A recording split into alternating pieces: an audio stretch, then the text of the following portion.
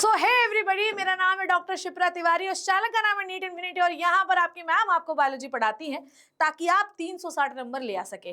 तो आज हम कुछ ही मिनटों पे निपटाएंगे बेटा cell cycle and cell division शानदार जबरदस्त नोट्स के साथ, बिना किसी के देरी के सुनना और कमेंट करके अपने नाम के आगे डॉक्टर जरूर लिखा के जाना। जैसे डॉक्टर शिप्रा तिवारी वैसे डॉक्टर डैश डैश डैश, ठीक है। डैश डैश डैश का मतलब ये है कि नाम, उसका पता, पता मतलब सरनेम, ठीक है। आइए, ये टेलीग्राम चैनल है जहाँ पे आपको नोट्स मिलेंगे, तो मेक श्योर कि इसको आप जरूर फॉलो कर लीजिए। किसी भी सेल साइकिल में बेटा ध्यान से समझिएगा, सेल साइकिल में सीरीज ऑफ इवेंट होते हैं जिसकी वजह से सेल आपकी एक से दो भाग में या दो सेल डिवाइड होकर बन जाती है, ठीक है। तो देखिए आज इंटरफेज में क्या होता है, it is a preparation phase. Preparation phase जो होता है किसी भी सेल में 90% टाइम प्रिपरेशन ही फेज होता है।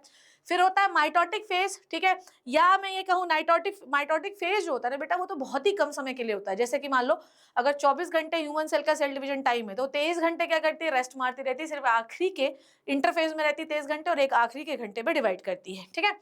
नेक्स्ट है बेटा माइटोसिस फेज के बाद ये जो सेल तैयार हुई है ये दो भागों में बट जाती है या दो सेल में कन्वर्ट हो जाती है, जिन्हें हम डॉटर सेल कहते हैं। इंटरफेज जो है किसी भी सेल डिवीजन का लार्जेस्ट फेज होता है, जहां पर बेटा जी सेल अपने आप को ग्रो करती है, डीएनए डुप्लीकेट होता है और वो अपने आप को डिवीजन के लिए तैयार कर रही होती है। तो याद रखिएगा कि जो इंटरफेज होता है उसके 3 फेजेस होते हैं।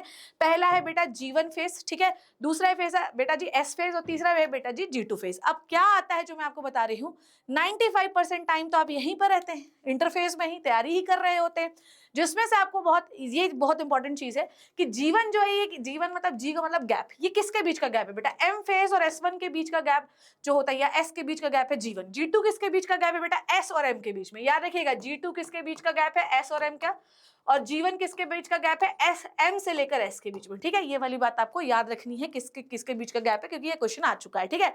अब देखो सिंथेसिस फेज, S का मतलब सिंथेसिस फेज, क्योंकि यहाँ पे हम डीएनए को डुप्लीकेट करते हैं, ठीक है। अब आइए, एक होती है G0 फेज। मान लीजिए कि कोई सेल जो है G1 फेज में थी, अब उसने ये डिसाइड किया कि भाई मुझे अब रेस्ट करना है, मुझे आगे नहीं जाना है सेल डिवीजन के फेज में, मैं वापस से M फेज में नहीं जाना चाहती, मुझे नहीं घुसना है S फेज में, तो वो G1 से एग्जिट मार जाती है। क्लियर है बच्चे, G1 से एग्जिट मार जाती है, इसका मतलब ये नहीं कि वो पूरे सेल साइकिल से एग्जिट मार जाती है, पर एनसीईआरटी कहती है कि वो G1 से एग्जिट मार देती है। तो G1 से जब एग्जिट मारती है तो वो एक नए फेज में जाती है जिसका नाम है G0, ठीक है। G0 में सेल मेटाबॉलिकली एक्टिव है ना, डिवाइड नहीं कर रही है, पर सेल वो अपने सारे मेटाबॉलिज्म कर रही है, रेस्पिरेशन कर रही है, सब कुछ कर रही है, बस वो डिवाइड नहीं कर रही है, ठीक है। इस फेज को हम कहते हैं क्विसेंट फेज या G0 फेज। कुछ सेल तो ऐसी होती है जो G0 में जाती है, वापस से फिर एंट्री ले लेती हैं अपने जीवन में, जीवन पूरा करके S में, फिर G2 से फिर M में, ठीक है। कुछ सेल ऐसी हैं बेटा जो हमेशा ही G0 में रहती हैं, जीवन में आती ही नहीं है, जैसे कि आपकी हार्ट सेल, ठीक है। याद रखिएगा कि जैसे कि प्लांट सेल, ध्यान से सुनिएगा, सेल साइकिल सस्पेंड होता है, यहाँ पर कभी भी खत्म नहीं होता, पर एनसीईआरटी कहती है कि G1 एग्जिट कर देता है, पर एक्चुअली सेल साइकिल सस्पेंड हो जाता है और जब मन करे हम वो वापस पे भी आ जाते हैं। जैसे प्लांट में आपने डी डिफरेंशिएशन पढ़ा है, वो एक्चुअली यही है। नेक्स्ट अपन बात करते हैं G1 फेज में क्या होता है, सेल ग्रो करती है साइज में, यहाँ प्रोटीन सिंथेसिस होता है, सेल मेटाबॉलिकली एक्टिव होती है और यहाँ पे सेल ऑर्गेनेल डुप्लीकेट होते हैं। एस फेज में क्या होता है बेटा जी, डीएनए, मेनली डीएनए डुप्लीकेट होता है एस फेज में, यहाँ पर हिस्टोन प्रोटीन सिंथेसाइज होते हैं। नेक्स्ट है बेटा यहाँ पे सेंट्रोसोम भी डुप्लीकेट होता है और यहाँ पर डीएनए जो है वो डबल हो जाता है।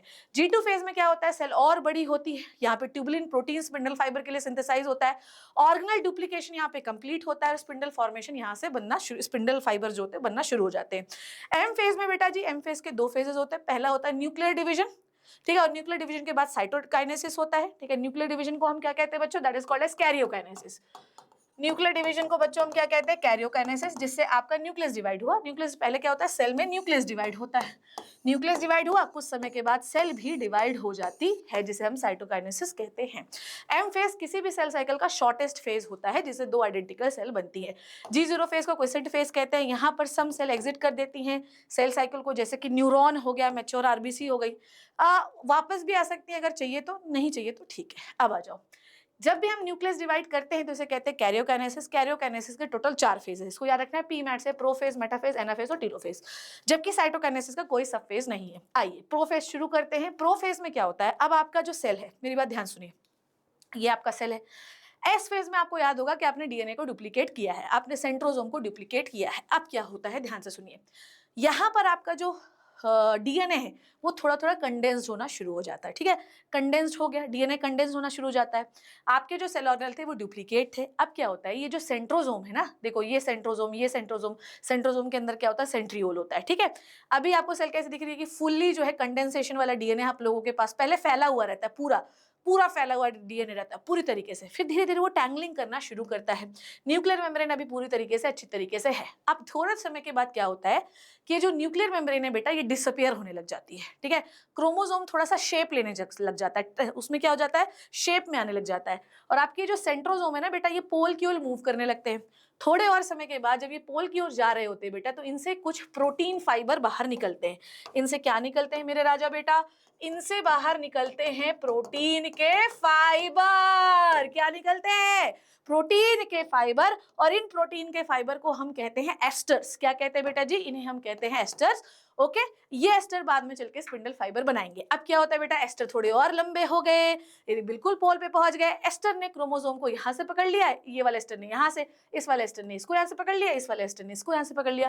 अब ध्यान से सुनिए, सेंट्रोजोम जो एस्टर निकाल रहा है, इस पूरे को हम क्या कहते हैं बेटा जी, स्पिंडल फाइबर, ठीक है। एस्टर रेज वो बड़ी होकर स्पिंडल फाइबर बना लेती हैं। इसे पूरे apparatus को हम कहते हैं माइटोटिक apparatus, मतलब सेंट्रोजोम और इन रेज को एक साथ हम माइटोटिक apparatus कहते हैं। अब नेक्स्ट आता है मेटाफेज। मेटाफेज में देखो क्रोमोसोम जो होते हैं वो पूरी तरीके से कंडेंस्ड हो गए हैं और वो बिल्कुल, ये इक्वेटर है, हालांकि ये तुम्हें इक्वेटर पे लाइन नहीं दिखाई दे रही, ऊपर नीचे हो गए, पर ये रहेंगे ऐसे लेट जाते हैं। ये इक्वेटर पे इस तरीके से लाइंड हो जाते हैं। अब मेरी बात ध्यान से सुनना, ये जो स्पिंडल फाइबर है ये डायरेक्टली आपके यहाँ पर, आप सभी लोगों को पता है कि ये क्या होता है बेटा जी, दिस इज सेंट्रोमियर। ये क्या होते हैं, क्रोमैटिड, ठीक है। कितने क्रोमैटिड दिखाई दे रहे हैं भैया, 1 2 3 4 क्रोमैटिड दिखाई दे रहे हैं। ये है बेटा जी centromere, this one is a centromere. अब आपको ध्यान से समझना है, जो आपका स्पिंडल फाइबर होता है वो कभी स्पिंडल सेंट्रोमियर से डायरेक्टली अटैच नहीं होता। यहाँ पर एक डिस्क शेप का स्ट्रक्चर है जिसे हम कहते हैं काइनेटोकोर, है ना। तो स्पिंडल फाइबर जो है बेटा, ये जो स्पिंडल फाइबर है ये काइनेटोकोर से जाकर अटैच हो जाता है। क्लियर है बच्चे, मैंने एक ही क्रोमोसोम बनाया, पर तुम ऐसा मानो कि ये 23 क्रोमोसोम है, ये 23 क्रोमोसोम डिप्लॉइड सेल है, ठीक है बच्चे, क्लियर। अब आ जाओ नेक्स्ट। अब क्या होता है, देखो पूरी तरीके से इक्वेटर पे आप लेट गए हो, समझ में आई बात। ये इस प्लेट को हम कहते हैं मेटाफेजिक प्लेट। क्या कहते हैं मेरे राजा बेटा, मेटाफेजिक प्लेट। अब क्या होगा, ये हो गया मेटाफेज। आ जाइए, माइटोसिस में क्या होता है, प्रोफेज में क्रोमैटिन कंडेंस होता है, न्यूक्लियोलस खत्म हो जाता है, स्पिंडल फाइबर बनते हैं, सेंट्रोजोम मूव पोल की ओर मूव करते हैं, न्यूक्लियर एनवेलप खत्म हो जाती है। मेटाफेज में क्रोमोसोम मेटाफेजिक प्लेट में लाइन हो जाते हैं, स्पिंडल फाइबर काइनेटोकोर से अटैच हो जाते हैं। और अगर आपको क्रोमोसोम की शेप देखनी है तो बेस्ट फेज यही है। नेक्स्ट आ जाइए, क्या होता है एनाफेज में, क्या हुआ, हो। अब ये स्पिंडल फाइबर छोटे होते जाते हैं और बीच में से क्रोमोसोम्स को फाड़ देते हैं। अब क्रोमोसोम के जो क्रोमैटिड है वो उल्टा लटकते हुए ऊपर चले जाते हैं, ये वाले ऊपर और ये वाले नीचे, ठीक है। अब देखो, जब हमने सेंट्रोमियर को ब्रेक किया, बीच में से फाड़ा, तो ये देखो, ये वाला क्रोमैटिड ऊपर गया, ये क्रोमैटिड ऊपर गया, ये नीचे गया, ये नीचे गया, ये दोनों ऐसे लटकते हुए ऊपर चले गए, ये नीचे की ओर आ गए, ठीक है। अब देखो यहाँ पर आपके पास क्रोमोसोम कितने हैं, 46, पर बीच में से जब आपने फाड़ दिया तो आप कितने दिखाई दे रहे हैं, 23A 23A 23A 23A। याद करो कितना हो गया क्रोमोसोम का नंबर, 92। तो एनाफेज, जो माइटोसिस का एनाफेज होता है उसमें क्रोमोसोम का नंबर डबल हो जाता है। क्लियर। अब क्या हुआ, अब आपके क्रोमोसोम बिल्कुल पोल पे पहुंच गए, ठीक है। अब क्या हुआ, हमने न्यूक्लियर मेम्ब्रेन वापस लेके आए, ठीक है। डीएनए जो क्रोमोसोम के शेप में था उसको खोला अपन ने, सारे सेल ऑर्गेनल वापस से आ गए, दोनों पोल पे पहुंच गए। This is called as telomere. Telomere में क्या होता है, क्रोमोसोम रिस्पेक्टिव पोल पे पहुंच गए, क्रोमोसोम डीकंडेंसेशन मतलब वापस से फाइबर के फॉर्म में हो गया, न्यूक्लियर मेम्ब्रेन वापस से आ गई और 2 डॉटर सेल बनने की कहानी शुरू हो गई। अब क्या होगा बेटा, अब होगा साइटोकाइनेसिस। अब एनिमल सेल को कैसे डिवाइड करते हैं, प्लांट सेल को कैसे डिवाइड करते हैं, आइए समझाती हूँ।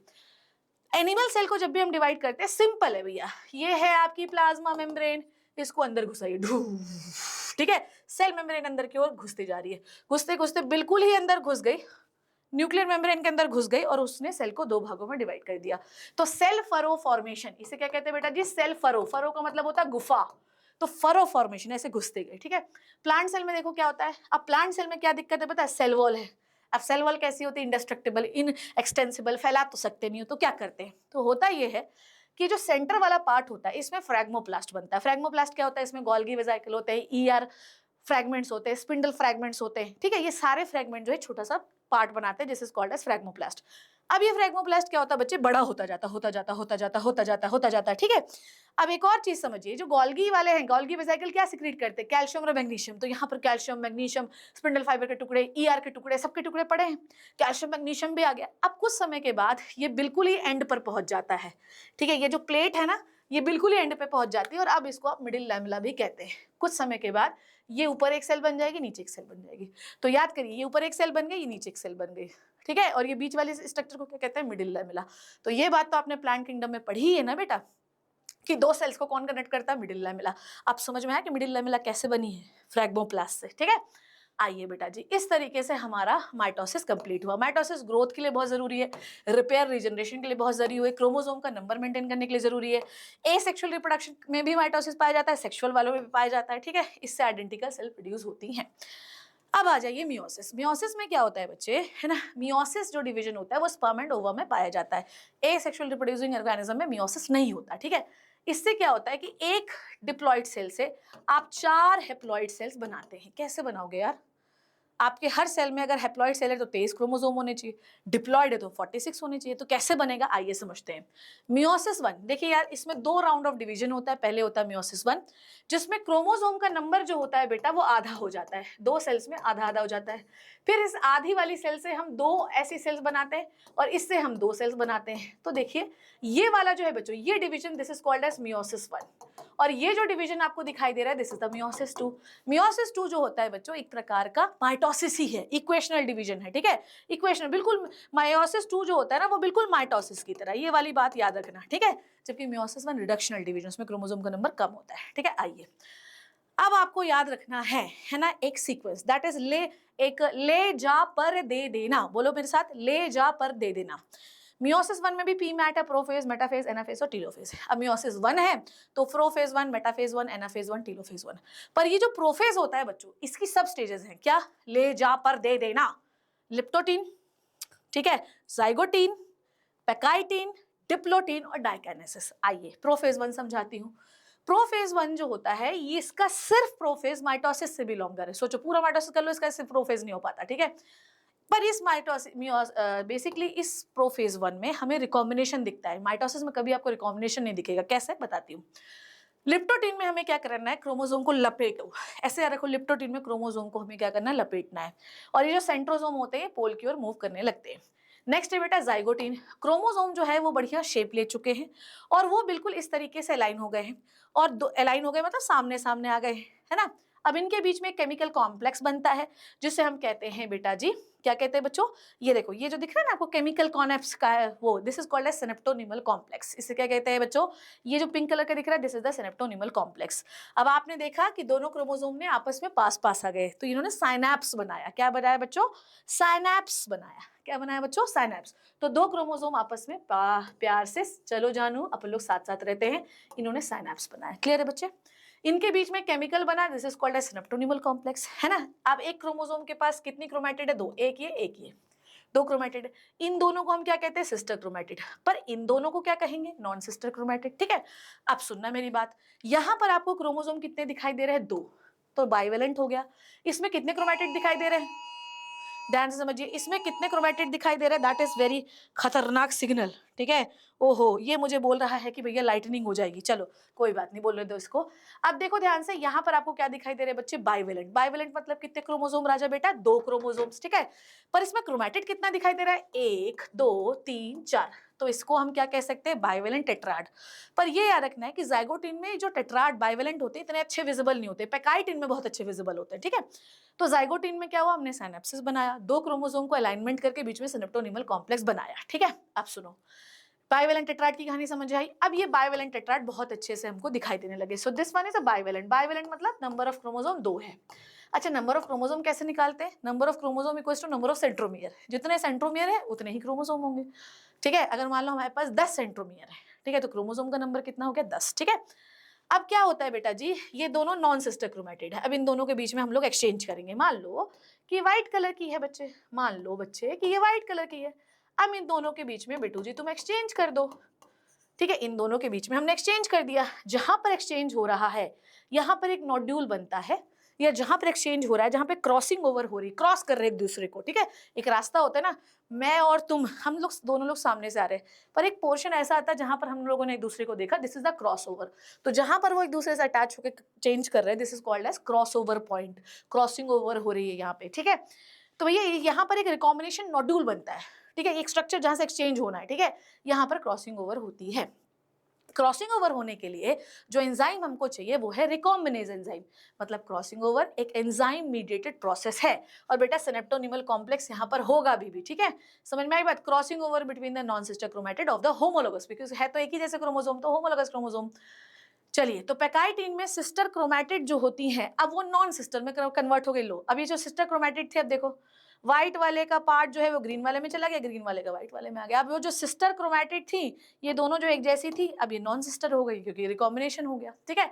आई थिंक ये वाली बात जो है मेरे बच्चों को सबसे अच्छी समझ में आई होगी कि एंजाइम क्रॉसिंग ओवर के लिए जो रिस्पॉन्सिबल है वो है रिकॉम्बिनेज, मतलब क्रॉसिंग ओवर एक एंजाइम मीडिएटेड प्रोसेस है, ठीक है। आइए नेक्स्ट है बेटा जी डिप्लोटीन, है ना। डिप्लोटीन में क्या होता है, समझिएगा बात को, that is very very important. Synaptonemal complex खत्म हो गया, क्रोमोसोम एक्सचेंज कर लिए तो वो दूर जाने की कोशिश करेंगे।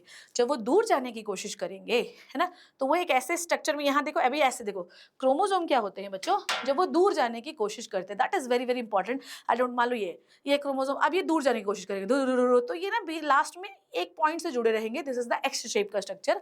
और यहाँ पर डिप्लोटीन में आपको एक्स शेप का स्ट्रक्चर बनता है, जिसे कहते हैं अपन लोग कियाज्माटा।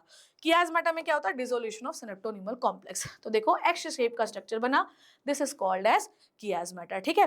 तो फीमेल जो ओवा होता है वो डिप्लोटीन ही स्टेज में तो बेटा जी टिल प्यूबर्टी तक अरेस्ट रहता है। समझ में आई बात, ये सुनो बोलो जल्दी से। नेक्स्ट इज, है ना, डाइकाइनेसिस। डाइकाइनेसिस में क्या होता है, अब आपका क्रोमोसोम पूरी तरीके से अलग हो गया है ना, अभी भी ऐसे एक पॉइंट पे अटैच है पर एक्स शेप का स्ट्रक्चर खत्म। तो कियाज्माटा खत्म होना ये बताता है कि डाइकाइनेसिस शुरू हो गया है। टर्मिनलाइजेशन ऑफ कियाज्माटा, न्यूक्लियर मेम्ब्रेन खत्म हो गई, सेम सेंट्रोमियर जो आपके सेंट्रोसोम है पोल पे चले गए, सेम मतलब प्रोफेज 1 के आखिरी स्टेज पे आ गए हो, एस्टर निकलेंगे बाहर, सेम अब जैसे आपको करना है, क्रोमोसोम फुल्ली पूरे तरीके से कंडेंस्ड हो चुके हैं। आइए, तो इसको आप LGPDD से भी रख सकते हैं, और जो मैंने बताया ले जा पर दे देना, ठीक है बच्चों। Is this clear to you everybody. तो लिप्टोटीन में क्रोमोसोम कॉम्पैक्ट हुए, जाइगोटीन में आपको बायोवेलेंट टेट्राड बहुत अच्छे से पैकाइटिन में दिखेंगे, वैसे बन तो यहाँ पे जाते हैं, क्रॉसिंग ओवर पैकाइटिन में हुई, डिप्लोटीन में सिनेप्टोनिमल कॉम्प्लेक्स डिसॉल्व हुआ, पर क्रोमोसोम अभी भी अटैच है, ठीक है, कियाज्माटा के थ्रू। डाइकाइनेसिस में कियाज्माटा खत्म हो जाता है। अब सुनिए, ठीक है, सेम फिर क्या होगा बच्चे, अब आ जाओ नेक्स्ट इज मेटाफेज 1। अब मेटाफेज 1 में मान लीजिए आपके पास 46 क्रोमोसोम है, तो 23 क्रोमोसोम अब ऊपर लेट जाते हैं।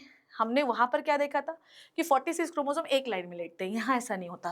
23 क्रोमोसोम ऊपर वाली लाइन में लेट जाते हैं, 23 क्रोमोसोम नीचे वाली लाइन में लेट जाते हैं, ठीक है। तो अब यहाँ पर कितनी मेटाफेजिक प्लेट आपको दिखाई दे रही है, एक प्लेट ऊपर एक प्लेट नीचे, 2 मेटाफेजिक प्लेट दिखाई दे रही है। आप लोगों ने मेटाफेज 1 में क्या, आपने माइटोसिस के मेटाफेज में क्या पढ़ा था बताओ, आपने माइटोसिस के मेटाफेज में बेटू जी क्या देखा था, बताओ जल्दी से। माइटोसिस के मेटाफेज में हमने देखा कि सारे क्रोमोसोम कुछ इस तरीके से अटैच हैं, और यहाँ पर इस तरीके से स्पिंडल फाइबर बना हुआ है, ठीक है, मतलब एक क्रोमोसोम से 2 स्पिंडल फाइबर जुड़े हुए हैं, ठीक है। पर यहाँ पर आप देखोगे मेटाफेज 1 में कि अब आपके पास क्रोमोसोम 2 प्लेट्स है, ये देखो एक प्लेट ये, दूसरा प्लेट ये। तो हम ये देखते हैं कि भैया एक क्रोमोसोम से एक ही से स्पिंडल फाइबर जुड़ा हुआ है, ऐसा समझ में आई बात, एक क्रोमोसोम से एक ही स्पिंडल फाइबर जुड़ा हुआ है। अब समझना, इसका कैलकुलेशन आता है।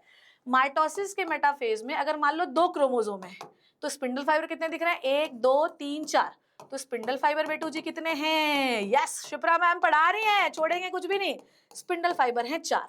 अब आ जाओ किसके मेटाफेज में बेटा, ये है आपके मियोसिस 1 के, मियोसिस 1 का मेटाफेज है ना, ये मियोसिस 1 का मेटाफेज है ये। अब मियोसिस 1 के मेटाफेज में हम क्या देखते हैं कि 1 क्रोमोसोम 2 क्रोमोसोम 3 क्रोमोसोम 4 क्रोमोसोम।